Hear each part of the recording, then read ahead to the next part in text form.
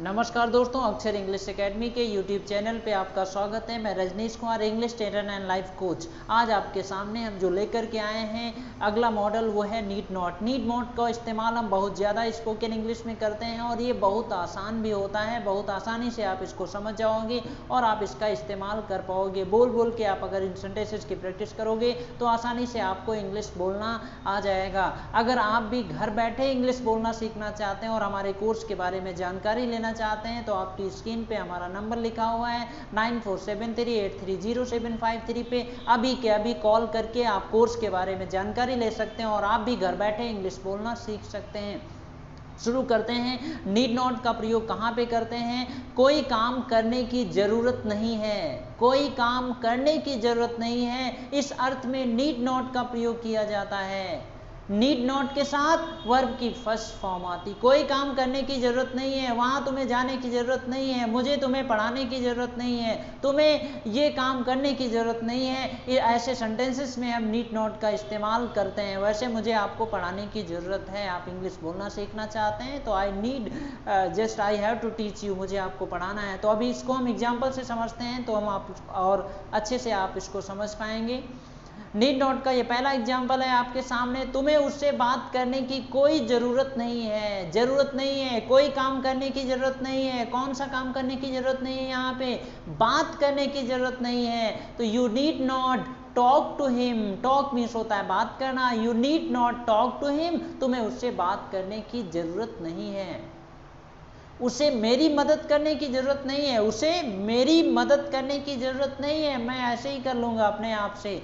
So he need not help me. उसे क्या करने की जरूरत नहीं है? मदद करने की जरूरत नहीं है। किसकी? मेरी। किसको? उसको। ही नीड नॉट हेल्प मी, उसे मेरी मदद करने की जरूरत नहीं है। तुम्हें किसी से पूछने की जरूरत नहीं है। तुम ऐसे जाओ, किसी से पूछने की जरूरत नहीं है। तो पूछने के लिए हम आस्क का इस्तेमाल करते हैं। You need not ask anyone, किसी से पूछने की जरूरत नहीं है। You need not ask anyone. ये बहुत आसान है, आप आसानी से बना करके अपनी प्रैक्टिस में ला करके अपनी इंग्लिश को बेहतर बना सकते हैं। अगला सेंटेंस देखते हैं। तुम्हें वहां जाने की जरूरत नहीं है। You need not go there.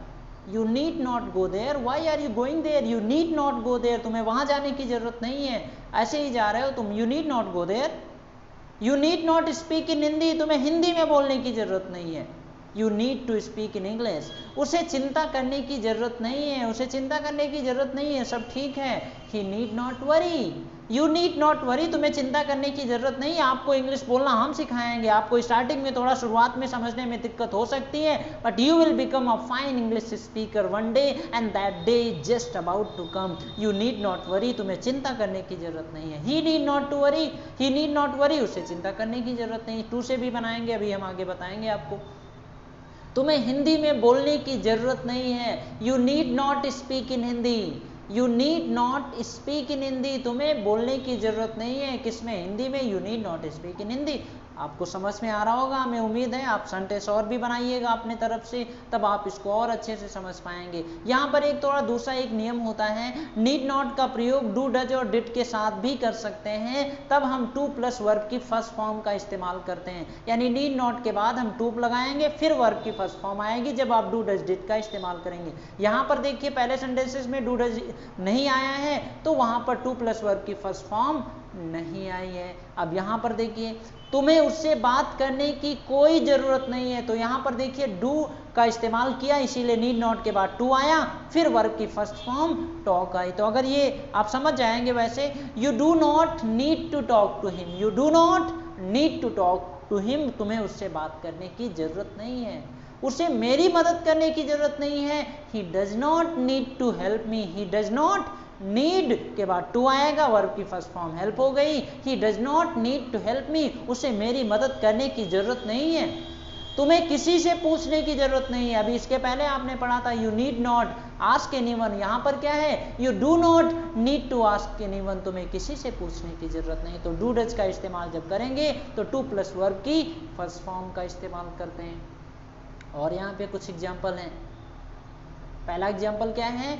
तुम्हें वहां जाने की जरूरत नहीं है। You do not need to go there. अभी क्या पढ़ा था? You need not go there.